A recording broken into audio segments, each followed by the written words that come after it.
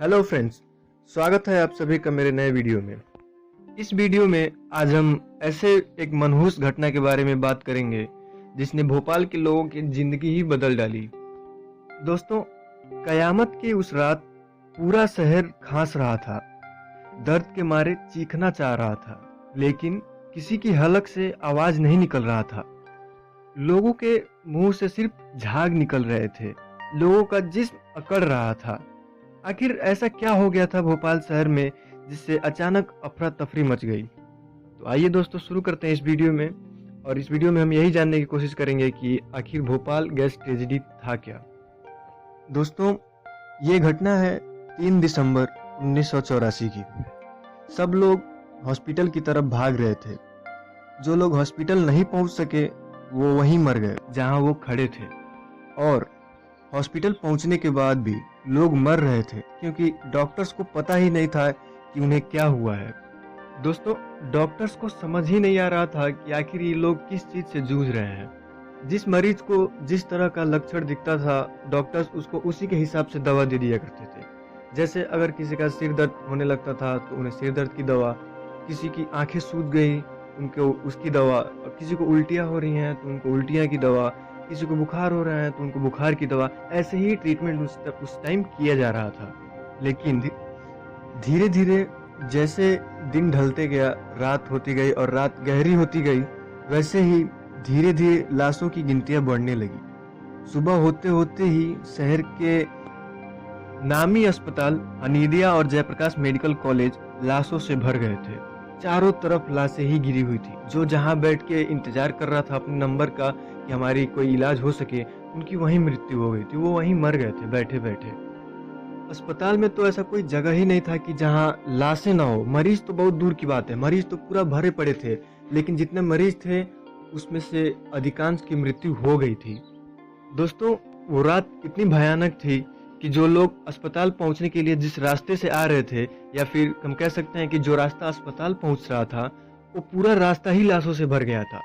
जिधर से जो रास्ता हॉस्पिटल तक आता, उस रास्ते में हर किसी ना किसी का तो लाश जरूर था। और बहुत सारे रास्ते तो ऐसे भी थे जो लाशों से ही पड़े थे। जैसे एक कतार होती है आदमी की, वैसे एक कतार थी वहां पे लाशों की। फैक्ट्री से निकले गैस ने इंसान और जानवरों में कोई फर्क नहीं देखा। लाशें दोनों की थी।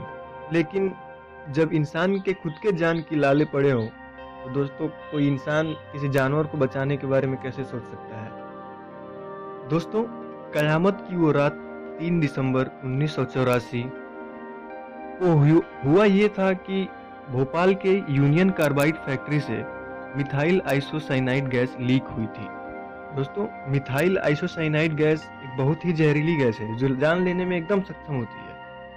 फ्रेंड्स, बता दूं कि यूनियन कार्बाइड फैक्ट्री में कीड़े मकोड़ों को मारने वाली कंपाउंड्स या दवाएं बनाई जाती थी।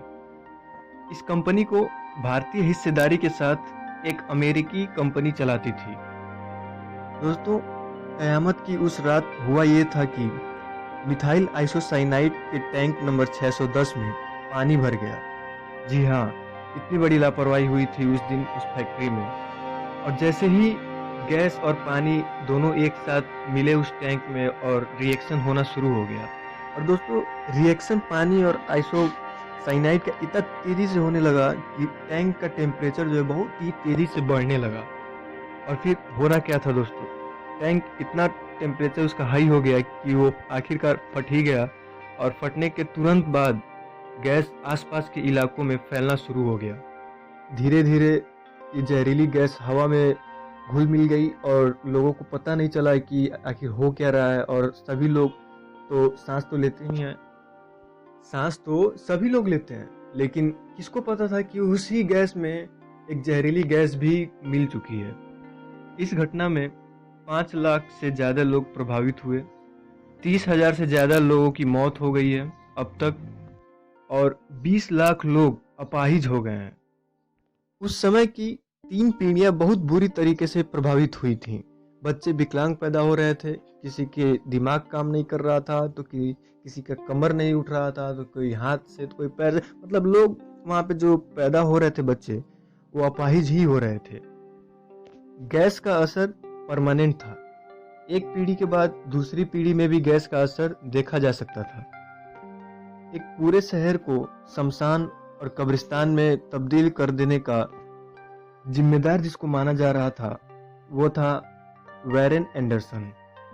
उस टाइम लोग वैरेन एंडरसन को ही मानते थे इसका जिम्मेदार, और उसकी उसी दिन गिरफ्तारी भी हुई और 4 दिन बाद उसको रिहा भी कर दिया गया।